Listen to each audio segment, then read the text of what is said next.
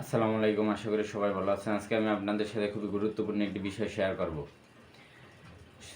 সেটি হলো, আপনারা যখন ফটোশপ দিয়ে ছবি এডিট করেন, ছবির অপ্রয়োজনীয় অংশ বা এক্সট্রা অবজেক্ট, সেটাকে আমরা খুব সহজেই কিন্তু ডিলিট করতে পারি। আপনারা অনেকেই জানেন না সেটা কীভাবে ডিলিট করতে হয়। সো আজকে আমি আপনাদেরকে দেখিয়ে দেবো, সেটাই আপনারা খুব সহজেই আপনার ছবির এক্সট্রা অংশ কীভাবে আপনি ডিলিট করতে পারেন। সো পুরো ভিডিওটি দেখুন, তাহলেই আপনি আপনার ছবির বা যে কোনো ছবি বা যে কোনো টেক্সটের ফটোশপ দিয়ে খুব সহজেই সেই অংশটি আপনি ডিলিট করে দিতে পারবেন।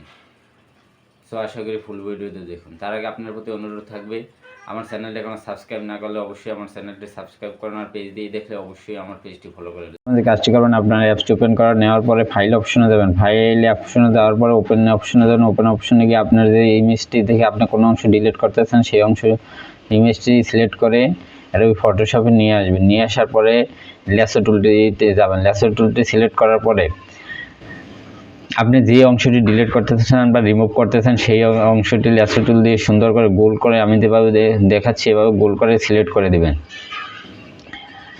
সো সিলেক্ট করার পর মাউস রাইট বাটনে ক্লিক করবেন। ক্লিক করার পর এখান থেকে এই যে নিচে দেখবেন ফাইল অপশন আছে, এই ফাইল অপশনে ক্লিক করবেন। ক্লিক করার পর এখান থেকে ওকে দিয়ে দেবেন। ওকে দেওয়ার পরে একটু অপেক্ষা করবেন, দেখবেন এটা রিমুভ হয়ে যাবে।